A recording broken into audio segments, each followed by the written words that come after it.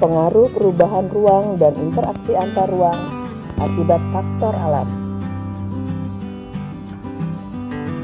Tujuan pembelajaran kalian harus mampu menjelaskan faktor iklim, faktor geologis, faktor sumber daya alam hayati dan non-hayati sebagai penyebab perubahan ruang dan interaksi antar ruang di negara ASEAN.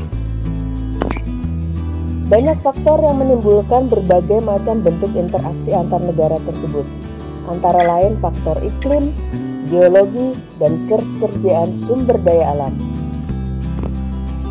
Faktor iklim. Lokasi Indonesia sebagai bagian dari negara ASEAN berada di antara dua benua, Asia dan Australia, yang menyebabkan wilayahnya memiliki pola angin yang berganti setiap setengah tahun sekali. Angin ini dinamakan angin muson timur dan angin muson barat. Masing-masing menyebabkan terjadinya musim kemarau dan musim hujan.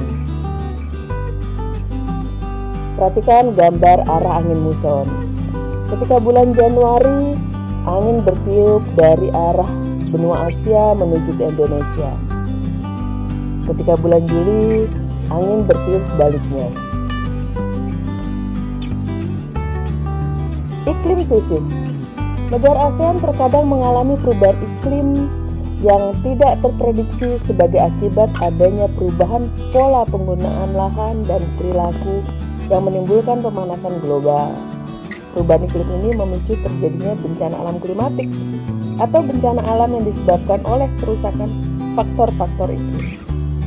Sehingga banyak terjadi orang melakukan demonstrasi yang menginginkan supaya perubahan iklim itu jangan sampai terus terjadi.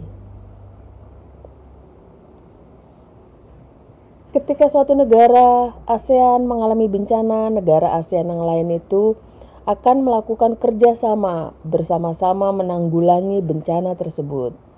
Contohnya adalah ketika Indonesia mengalami kebakaran hutan tahun 2015, Malaysia dan Singapura membantu dengan meminjamkan pesawat pemadam kebakaran.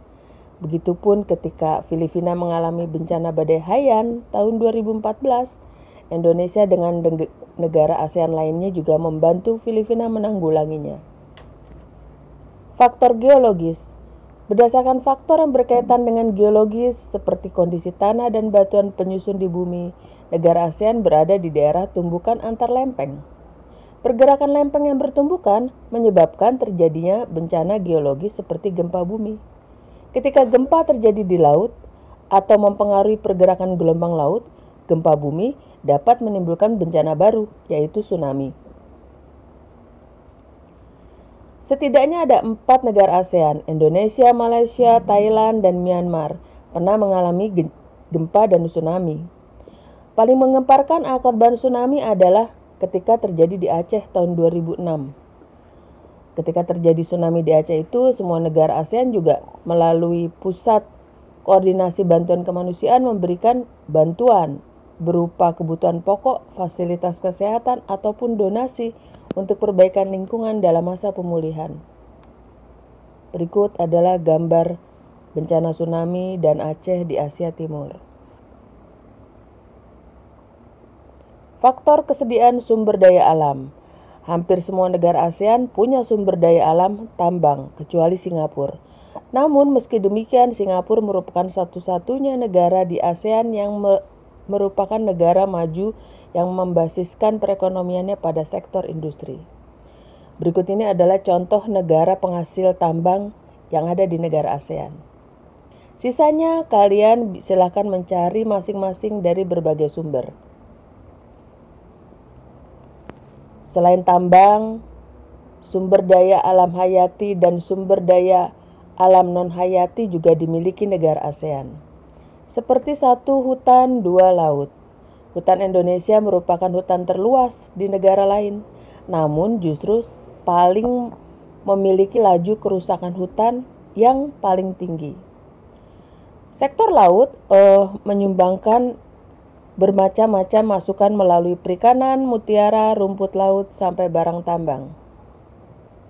Dan terakhir, perairan laut juga banyak dikelola sebagai objek wisata. Berikut adalah gambar hutan di wilayah Kalimantan dan perairan laut di wilayah Raja Ampat. Setelah selesai mempelajari ini, anak-anak kalian harus mengerjakan latihan ya. Simak baik-baik latihan ini, kemudian jawab dan kirimkan jawaban kalian kepada guru kalian masing-masing. Selanjutnya, Ibu akan memberikan kalian proyek berbagi anak-anak. Perhatikan perintah di bawah ini. Karena Indonesia sering sekali mengalami bencana alam, cobalah kamu pilih bencana alam yang memiliki dampak dan imbas yang hingga terasa sampai saat ini. Jangan lupa dikerjakan berkelompok. Satu kelas menjadi 3 kelompok. Pikirkan proyek donasi yang ingin kamu lakukan. Tuliskan rencana proyek, tuliskan rancangan proyek melalui diskusi, dan kemudian realisasikan proyek yang sudah didiskusikan tadi. Jangan lupa kirimkan foto realisasi kegiatan donasi melalui kantong tugas. Selamat berbagi anak-anak.